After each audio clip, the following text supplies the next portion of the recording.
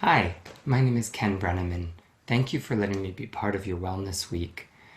When asked to explore the complex intersectionality of identity, grief, and wellness, I pondered for a while what it meant to be a 51-year-old queer-identified cisgendered male in the world. I have a few thoughts that I'd like to share, and after that, I wish that you could put on a pair of headsets or earbuds, lay back, and enjoy a 10-minute singing bowl sound bath. I first thought of this frame of what it means to enter into the world and realize that you are different, and coming to know oneself in this often heteronormative society means that survival itself is a very challenging rite of passage. I looked up recent statistics by the Trevor Project and found that 40% of LGBTQ youth have contemplated suicide in the past year. Non-binary youth and trans, over 50% have contemplated suicide, and many do succeed in taking their lives. This saddens me greatly, for I too, as a youth, once attempted suicide, and coming to understand what it means to grieve our assumptive world as we come to this place of saying, I don't fit in with the norms that are being taught to me, means that we often are grieving not just our assumptive world, but sometimes rejection or non-acceptance by friends or family. We grieve when the world doesn't feel safe. We grieve when we sense how just unjust or unfair the world can be. We grieve when other minorities are oppressed, killed, silenced. And we realize how much shame and hatred kills, and we struggle to find a way to have safe witnessing and love that might heal our deeper wounds. I have found that wellness has been a lifesaver for me in many ways. I practice yoga regularly and find that there are ways in which I can befriend my body and my identity. And there are ways that yoga and other self-care practices have helped me also be free from overly identifying with my thoughts and my feelings.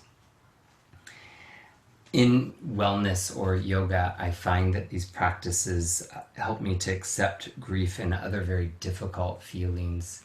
And there's a Buddhist teacher, Joan Halifax, who encourages any of us, the Rainbow Tribe, to realize that we are more than just our thoughts and feelings. There's an oscillating quality of grief, and we sometimes may find ourselves searching for community or people that will accept us for who we are. And in this understanding of grief, Martin Preytel, he encourages us to look at what we grieve, we must also celebrate. And I believe that those of us who are identified other than heteronormative, we celebrate life when we hear that someone famous courageously comes out and speaks up. We celebrate life when a song we hear affirms our existence. We celebrate when a loved one offers us unconditional acceptance of who we are. And we celebrate when we see an unjust law or policy taken down, or new rights affirm our equality. We celebrate when we finally find our community and our chosen family. We celebrate even the most challenging of rites of passages that come from developing intimate relationships. And we celebrate when we realize it can and does get better. If I could say just one thing about this intersection of finding out who we truly are, finding out that we are worthy of love, is that you are not alone. Your grief is your experience, and my wish for you is that you find safe places to be free from shame or guilt or embarrassment, and that you allow yourself grief as part of celebrating life. Earlier generation, just a tiny bit before my coming out, were ravaged by the HIV/AIDS epidemic, and the elders that I know continue to teach me ways to not just survive in this world, but how to thrive. My hope is that you lie back and listen to this sound bath, that you set an intention, perhaps meditating on a favorite color that you have in the rainbow, or just bask in the vibrations that align with chakra or energy levels. I'm going to ask you to get as comfortable as possible if you'll lie back for the next 10 minutes. And make sure your lower back is comfy, that your arms can be to the side. And if you can't lay all the way back, just make sure that your back is fully supported by a chair, your neck is supported by something that won't make your head feel too tilted back. If you have any little movement that you'd like to shake out, some deep breaths, and just in case there's any thoughts or feelings that arose in this brief check-in of how we can be well, whole, complete, and basking in love in this life. I offer you these singing bowls from my heart to yours.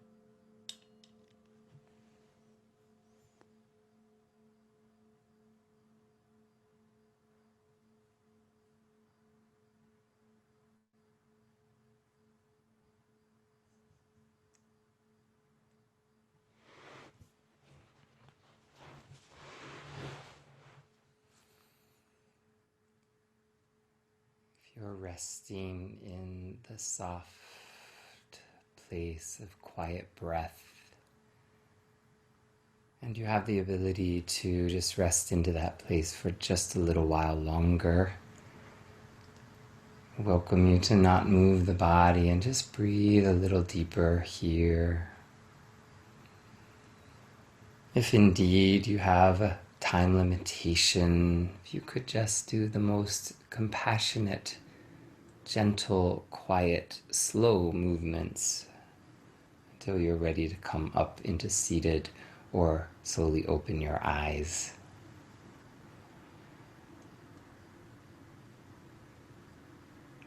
Namaste means the light in me honors the light in you, and as part of the Rainbow Tribe, I also like to honor it as the grief in my heart honors the grief in your heart. My name is Ken Breniman. I thank you so much for letting me be part of your Wellness Week, and may you always know you are loved. You're perfect as you are. I wish you well. Thank you. Namaste.